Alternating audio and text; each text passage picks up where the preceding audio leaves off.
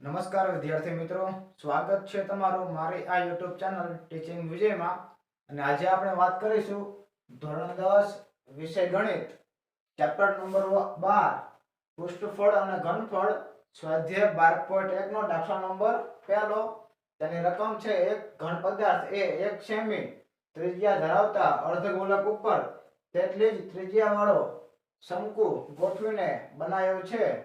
તો શંકુની ઊંચાઈ એ ત્રિજ્યા જેટલી જ છે. તો આ ઘન પદાર્થનું ઘનફળ પાઈ ના ગુણિતમાં શોધો. તો આપણે આ એક્ઝામ્પલમાં પાઈમાં તેની કિંમત મૂકવાની નથી, આપણે પાઈને પાઈ જ રાખવાનો છે. તો સૌપ્રથમ આપણે આની આકૃતિ જોઈએ. તો આકૃતિ વિદ્યાર્થી કઈ બનશે? શંકુ. જો અર્ધગોળક ઉપર શંકુ મૂકેલો છે એટલે આવું એક બનશે.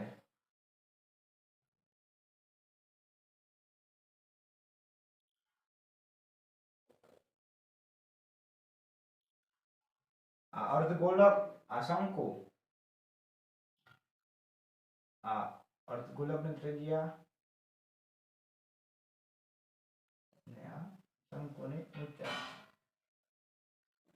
તો કીધું છે કે એક ઘન પદાર્થ 1 સેમી ત્રિજ્યા ધરાવતા, એટલે કે અર્ધગોલકની ત્રિજ્યા 1 સેમી થાય.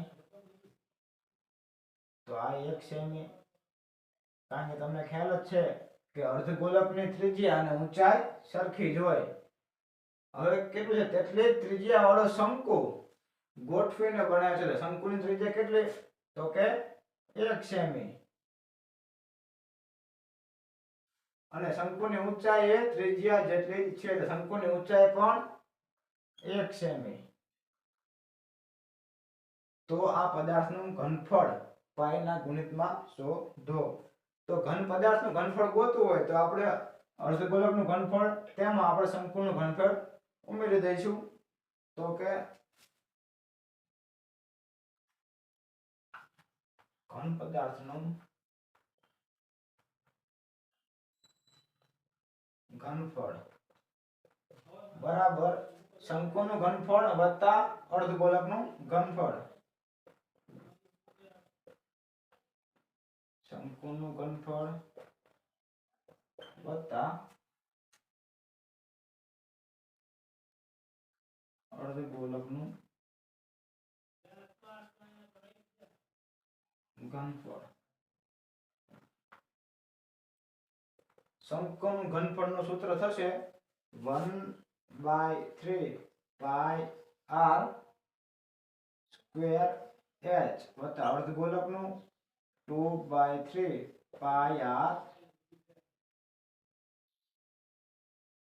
ઘન.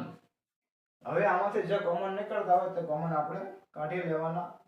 તો 1/3 પાઈ r r ઘન અને r ક્યુબ હંમેશા નાની ઘાત કોમન નીકળે. તો પાઈ r સ્ક્વેર અને 1/3 અને 1/3. તો વચ્ચે શું? તો h વત્તા 2 ગુણ્યા r. હવે આપણે કિંમત મૂકી દેવી. તો 1/3 આપણને રકમમાં કીધું છે કે ઘન પદાર્થનું ઘનફળ પાઈના ગુણિતમાં શોધો. તો આપણે અહીં પાઈની કિંમત મૂકીશું નહીં. તો પાઈના પાઈ r ત્રિજ્યા બંનેમાં સરખી છે એટલે કે 1/2. ઊંચાઈ પણ એક જ છે અને ત્રિજ્યા એ પણ એક જ છે. તો 1/3 પાઈ 1/2 1 2 એકા અને 2